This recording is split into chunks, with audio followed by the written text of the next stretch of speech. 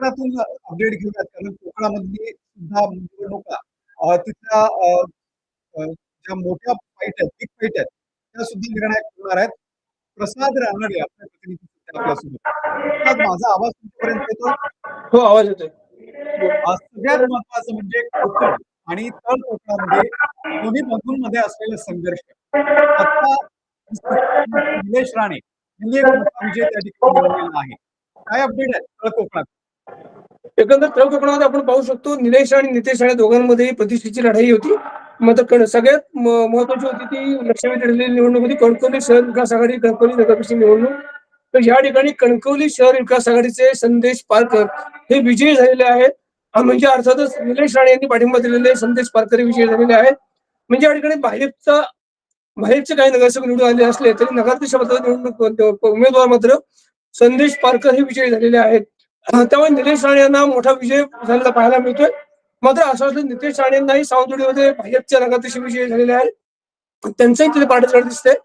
पण एकंदरच तो कोकणात राणे बंधूंचं कार्ड हे सगळीकडे चाललेलं आहे एकंदर पाहायला मिळतंय आपल्याला.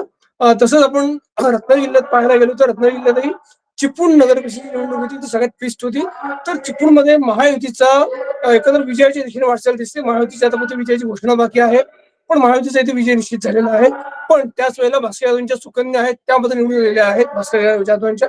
पण भास्कररावांनी पाठिंबा दिलेला आहे. शरद पवार गटाचे उमेदवार आहेत रमेश कदम, ते नगराध्यक्ष पदासाठी उमेदवार होते, मात्र त्यांचा इथे पराभव होताना दिसतोय.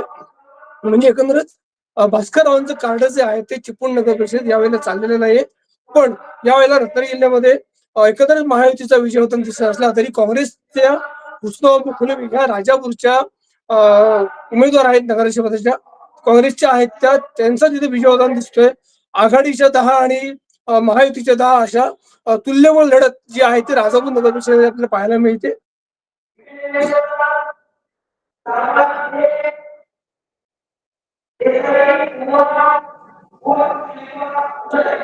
किंवा आणखी महत्वाचं जर आपण आलो तर महाडमध्ये सुद्धा सुनील तटकरे असतील, भरत शेठ गोगावले असतील, कोणाकोणाचा विजय झालेला आहे, कोणाची प्रतिष्ठा पणाला लागलेली होती? महाडमध्ये भरत गोगावले आणि सुनील तटकरे एकंदरच रायगड जिल्ह्यामध्ये दोघांची प्रतिष्ठा पणाला लागलेली होती. इथे काल निकाल येत आहेत, अजून निकाल सगळे आपल्या हातात आलेले नाही, पण त्या ठिकाणी दोघांची प्रतिष्ठा पणाला लागलेली आहे.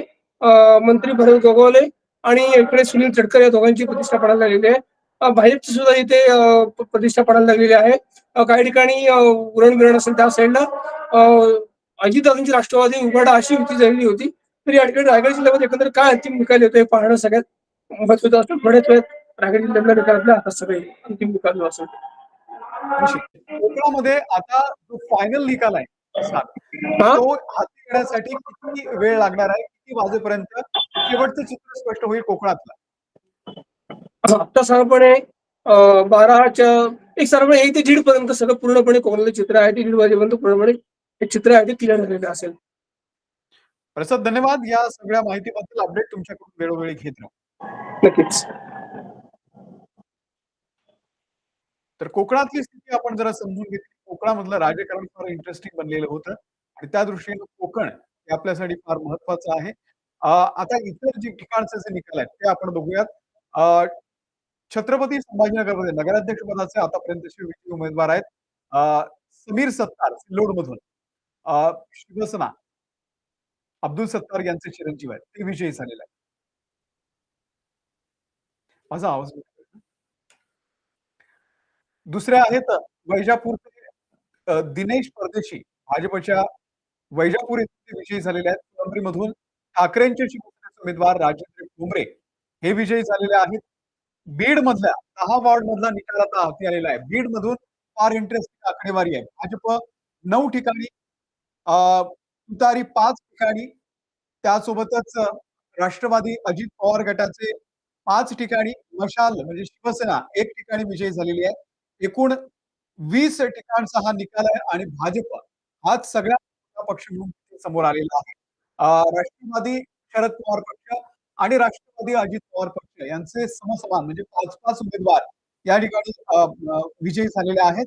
तर मशाल म्हणजे शिवसेना उद्धव बाळासाहेब ठाकरे यांची, तर त्यांचा एक उमेदवार विजयी झालेला आहे. त्यामुळे 5-5 राष्ट्रवादीचे 5-5 आणि भाजपचा 9 आणि एक उद्धव ठाकरे यांचा उमेदवार, असे एकूण 20 चित्र जे आहेत ते सध्या 20 उमेदवार हे बीड मधून एकूण 10 वॉर्डमधला निकाल हा त्यांच्या समोर आलेला आहे. इकडे फुलंब्रीमध्ये सुद्धा ठाकरेंचे शिवसेनेचे उमेदवार राजेंद्र ठोंबरे हे विजयी झालेले आहेत. गंगापूरमधून अजित पवार यांचे राष्ट्रवादीचे नगराध्यक्ष पदाचे उमेदवार संजय जाधव विजयी झालेले आहेत. खुलताबादमध्ये काँग्रेसचे नगराध्यक्ष पदाचे उमेदवार अमीर पटेल हे विजयी झालेले आहेत. सातत्यानं महाराष्ट्रातलं जे चित्र आहे ते बदलतंय. आतापर्यंत तरी भाजप हा सगळ्यात मोठा पक्ष म्हणून या ठिकाणी विजयी झालेला आहे. आणि आता जे फायनल दृश्य आहे, फायनल निकाल आहे, तो सुद्धा अगदी काही वेळामध्ये आपल्या हाती येईल. पण तुर्तास तरी भाजप हाच क्रमांक 1 चा पक्ष सध्या तरी दिसून येतोय. 288 ठिकाणचे जे कल आहेत ते जवळपास निश्चित झालेले आहेत. 120 पेक्षा अधिक ठिकाणी सध्या भाजप, जवळपास 50 ठिकाणी शिंदेची शिवसेना, अ, अ, जवळपास 40 ठिकाणी राष्ट्रवादी, काँग्रेस सुद्धा 20-25 ठिकाणी आघाडीवरती आहे. तर राष्ट्रवादी, शरद पवार पक्ष असेल किंवा ठाकरे सेना असेल, यांचे उमेदवार हे 5व्या आणि 6व्या नंबरला आहेत. आणि इतरांचे सुद्धा, इतर जे आहेत त्यांचा आकडा सुद्धा 25 ते 30च्या घरामध्ये आहे. म्हणजे शरद पवार आणि ठाकरे यांच्या उमेदवारांपेक्षा इतर जे उमेदवार जास्त आहेत, असं सध्या महाराष्ट्राचं दृश्य आहे. तर या निवडणुकीचा सध्याचा जर सार काढायचं म्हटलं तर एकच आपल्याला सगळ्यांना दिसतंय की भाजप हा पुन्हा एकदा क्रमांक 1 चा पक्ष म्हणून नगर पंचायत आणि नगर परिषदेमध्ये समोर आलेला दिसतोय. लोकसभेमध्ये पिछेहाट झालेली होती भाजपची आणि त्यानंतर असं मानलं जात होतं की महाराष्ट्रामध्ये विधानसभेमध्ये भाजपची सत्ता येईल. पण भाजपनं विधानसभेमध्ये एक मोठी मुसंडी मारली आणि न भूतो न भविष्यती असं एक राक्षसी बहुमत जे आहे ते मिळवलेलं होतं. 132 पेक्षा जास्त उमेदवार तर नुसत्या भाजपचे निवडून आलेले होते आणि त्यानंतर राष्ट्रवादी, अजित पवार त्यांच्यासोबत होती, शिंदे सेना त्यांच्यासोबत होती. असे मिळून त्यांचे जवळपास 235 ते 240 आमदार सध्या विधानसभेमध्ये आहेत. एक मोठं बहुमत आहे आणि त्यामुळे तो जो आकडा आहे, ती जी आकडेवारी आहे ती कुठेतरी इथे कायम ठेवण्यामध्ये भाजपला यश आलेलं आहे. भाजपचे 288 नगरसेवकांपैकी जवळपास आता बोलायचं झालं तर 115 पेक्षा जास्त ठिकाणी नगरसेवक हे विजयी नगर अध्यक्ष जे आहे ते विजयी झालेले आहेत. शिवसेनेचे 47 ठिकाणी, राष्ट्रवादीचे 37 ठिकाणी आणि काँग्रेसचे 23 ठिकाणी आतापर्यंत नगराध्यक्ष यांच्या आघाडीवरती आहे. अर्थात आकडेवारी थोड्याफार फरकानं कमी जास्त होईल, परंतु हा जो निकाल आहे, ही जी आकडेवारी आहे ती कायम राहणार आहे. आपण जरा संभाजीनगरची आकडेवारी समजून घेऊयात.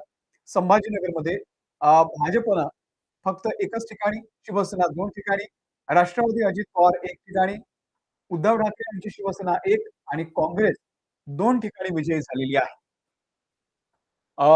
आणि त्यासोबत गंगापूरमध्ये राष्ट्रवादी अजित पवार पक्षाचे संजय जाधव विजयी झालेले आहेत. खुलताबादमध्ये काँग्रेसचे अमीर पटेल विजयी झालेले आहेत. फुलंब्रीमधून शिवसेना ठाकरे गट राजेंद्र ठोंबरे 1797 मतांनी विजयी झालेले आहेत.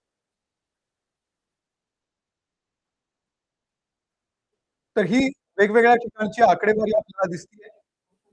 बीडमध्ये आतापर्यंत 10 वॉर्ड मधला निकाल जो हाती आला की त्यानुसार भाजप सगळ्यात मोठा पक्ष ठरलेला आहे. बीड मधलं राजकारण आपल्याला माहिती आहे. बीड हा खरं तर राष्ट्रवादीचा बालेकिल्ला मानला जातो आणि आजही तसं बघितलं तर 2 राष्ट्रवादी एकत्र केला तर तो आजही राष्ट्रवादीचा बालेकिल्ला आहे असं म्हणायला हरकत नाहीये.